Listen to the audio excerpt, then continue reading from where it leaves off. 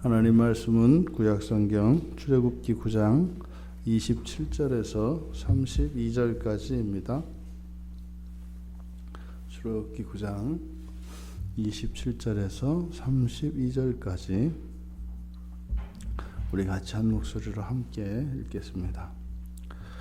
바로가 사람을 보내어 모세와 아론을 불러 그들에게 이르되 이번은 내가 범죄하였노라. 여호와는 의로우시고 나와 나의 백성은 악하도다. 여호와께 구하여 이 우레소리와 우박을 그만 그치게 하라. 내가 너희를 보내리니 너희가 다시는 머물지 아니하리라. 모세가 그에게 이르되 내가 성에서 나가서 곧 내 손을 여호와를 향하여 펴리니 그리하면 우레소리가 그치고 우박이 다시 있지 아니할지라. 세상이 여호와께 속한 줄을 왕이 알리이다. 그러나 왕과 왕의 신하들이 여호와 하나님을 아직도 두려워하지 아니할 줄을 내가 아나이다. 그때에 보리는 이삭이 나왔고 삼은 꽃이 피었으므로 삼과 보리가 상하였으나 그러나 밀과 쌀 보리는 자라지 아니한 고로 상하지 아니하였더라. 아멘. 급기야 바로가 이제 표면적으로는 굴복을 했습니다. 심지어 자신의 죄를 고백했습니다. 하지만 이 모세의 이 회개는 참된 회개는 모세가 아니라 모세는 그 바로의 회개가 참된 회개는 아니었다라고 하는 사실을 이곳에 기록하고 있습니다. 바로의 말을 우리가 꼼꼼히 살펴보면 그의 의도를 알 수 있습니다. 이번은 내가 범죄하였노라. 이번에는 내가 범죄하였노라. 그리고 여호와는 의로우시고 나와 나의 백성은 악하다. 그러니까 이제 이 재앙을 그만 그치게 해라. 이제 바로의 말입니다. 여기에 보면 바로가 자기 자신과 여호와를 비교 대상으로 삼고 있습니다. 그냥 범죄한 것이 자신과 여호와를 비교하는데 비록 여호와를 의롭고 나는 악하다 이렇게 이제 이야기는 했습니다만 그에게 경험되어지는 하나님 여호와 하나님은 무한히 높으신 하나님이라기보다는 그저 자신보다 좀 더 나은 대상으로 인식하고 있습니다. 여호와 하나님께 비교할 자가 누가 있겠습니까? 하나님은 의로우시고 저는 악합니다. 이게 말은 되죠. 하나님은 의로우시죠. 나는 악하죠. 말은 됩니다만 여호와 하나님과 피조물된 사람이 비교의 대상이 될 수는 없습니다. 지금 바로가 가지고 있는 여호와에 대한 그 신관이 어떠한가 하는 것을 알 수 있죠. 그리고 자신의 범죄를 고백하고 난 뒤에 그가 요구를 합니다. 재앙을 그치게 하라는 것이에요. 그러니까 지금 바로가 회개하는 것처럼 보여지지만 지금 그가 하는 이런 행위들은 진정으로 마음에서 회개했다라기보다는 바로 이 더 이상 고통을 더 이상 견딜 수 없기 때문에 패배를 인정하는 것이죠. 여호와의 힘이 나보다 절대적으로 우월하다는 것을 내가 인정한다라고 하는 의미인 것이죠. 그러니까 지금 바로에게 있어서 범죄했다고 짐짓 회개하는 것처럼 보이는 이것은 오히려 하나님의 영광을 폄하하는 것이고 또 실제로 하나님의 존재를 온전히 인정하는 것이 아닙니다. 지금 만약에 그가 이렇게 굽히지 아니하면 여호와께서 더 큰 재앙을 내려서 자신과 자신의 백성들이 더 괴로울 것이라고 하는 이것 때문에 지금 회개를 하고 있는 것이죠. 게다가 더 나아가서 이제 29절에 보면 28절의 하반절에 보면 이제 재앙이 그치면 내가 너희를 보내겠다.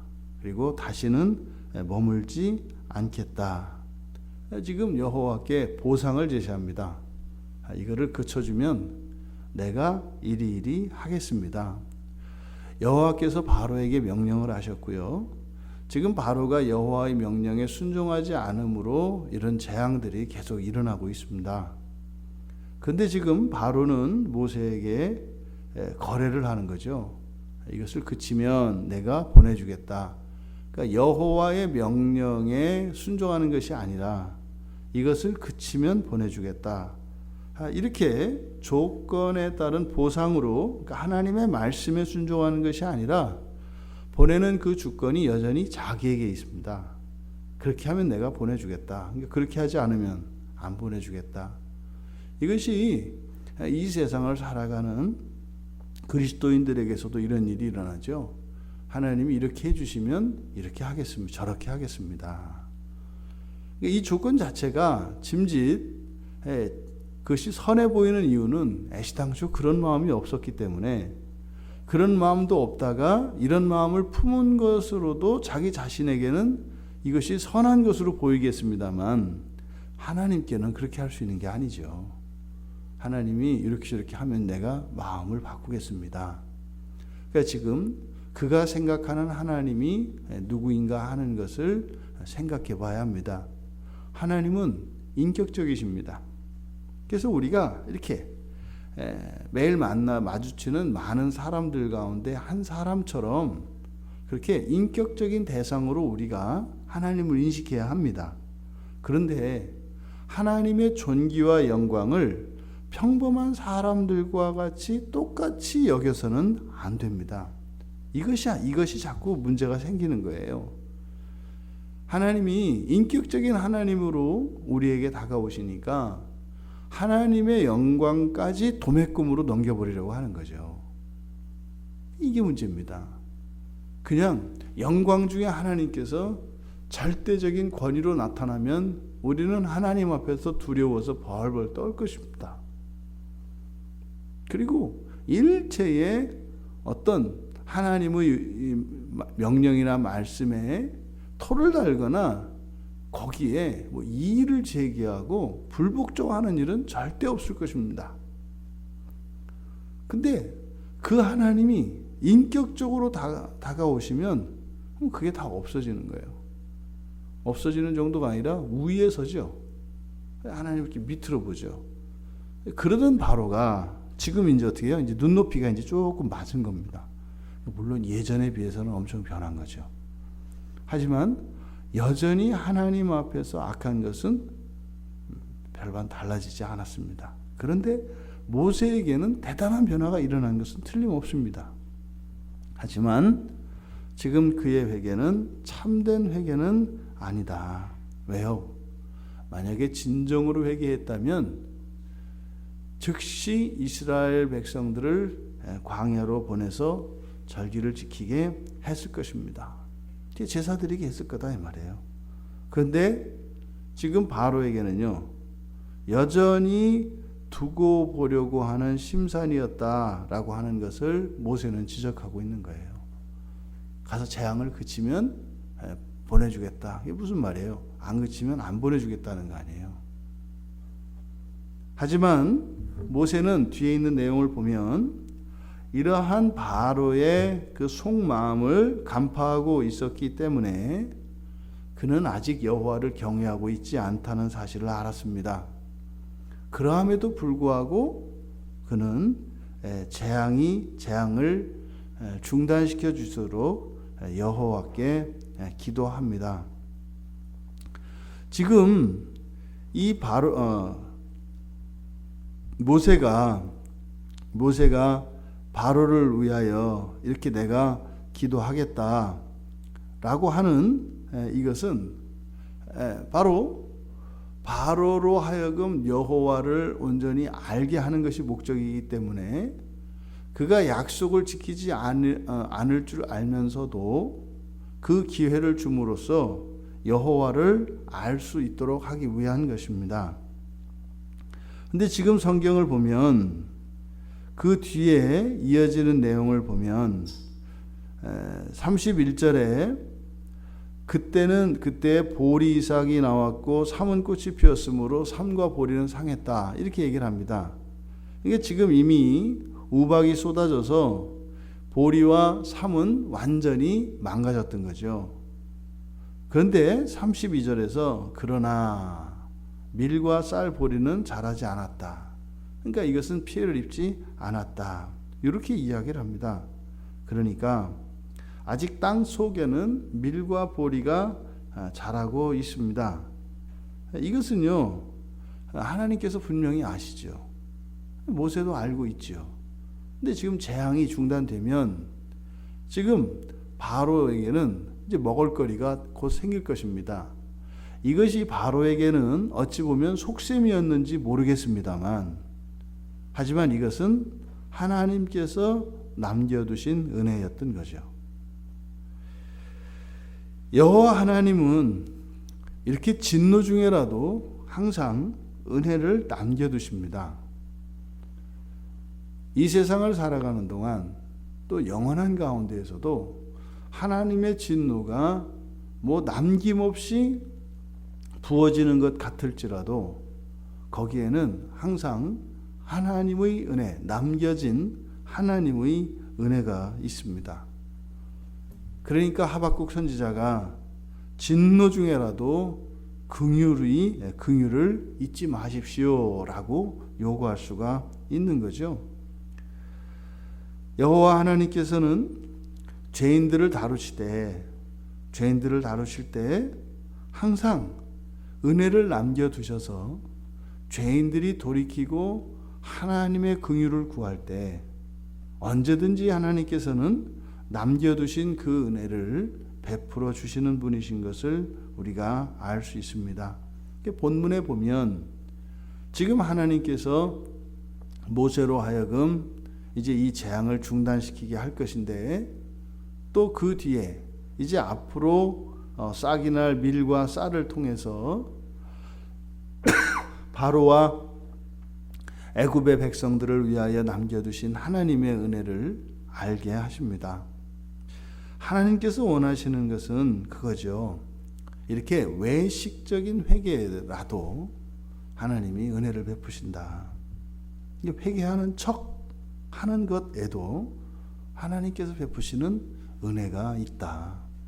그렇다면요, 거기에 만족할 것이 아니라, 거기에 위로를 삼을 것이 아니라, 그렇다면 진정한 회개를 지금 즉시 진정한 회개를 한다면 하나님께서 부어주실 그 은혜와 복은 어떠한 것이겠습니까?